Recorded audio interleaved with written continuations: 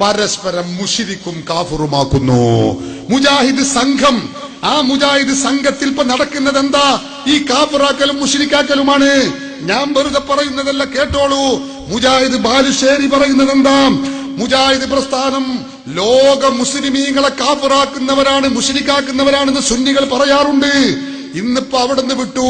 ലോക മുസ്ലിങ്ങളെ മാത്രല്ല, ലോക ഇമാമുകളെയും മുജാഹിദുകൾ മുശ്രിക്കാക്കുന്നു.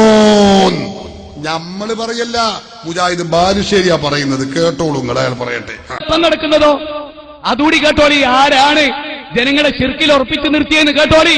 ചിന്തിക്കുന്നവര് കേട്ടോളി. മൂവാറ്റുപുഴ വാദപ്രതിവാദത്തിലൂടെ ഉണ്ടായതെന്താ? സാധാരണ സമസ്തക്കാരായ പണ്ഡിതന്മാര് പറയുന്ന ഒരു പോയിന്റ് ഉണ്ട്. ഇവര് ലോക മുസ്ലിമീങ്ങളെ മുശ്രിക്കാക്കുന്നവരാണ്. നാളിതുവരെ അതിന് പറഞ്ഞതിന് ഒരു തെളിവില്ലായിരുന്നു.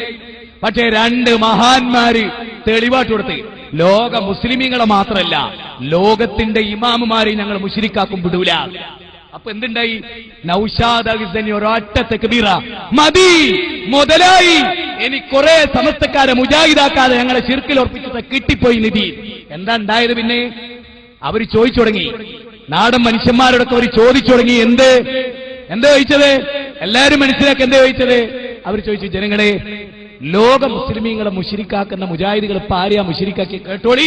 ഇതാ കായ്ക്കൊടിക്കാരൻ ഇമാം അഹ്മദ് ഇബ്നു ഹംബലിനെ, ഇമാം നവവിയെ, ഇമാം ഷൗഖാനിയെ, ഈ മഹാ ഇമാമുമാരെ മുശ്രിക്കാക്കുന്ന ഇവർക്ക് നമ്മളെ മുശ്രിക്കാക്കിക്കൂടെ? അപ്പൊ നാട്ടുകാരെന്താ ചിന്തിക്കുക? ലോക നേതാക്കന്മാരെ മുശ്രിക്കാക്കുന്നവര് നമ്മളെ മുശ്രിക്കാക്കിയിട്ടില്ലെങ്കിലല്ലേ അത്ഭുതമുള്ളൂ. അതുകൊണ്ട് നമ്മൾ ലോക ഇമാമുമാരെ നിന്ന റൂട്ടിൽ നിൽക്കുക. കണ്ട, ലോക ഇമാമുകളെ വരെ മുശ്രിക്കാക്കാൻ തുടങ്ങിയെന്ന് മുജാഹിദുകളാണ് പറയുന്നത്. നിങ്ങൾ ചിന്തിക്കുക.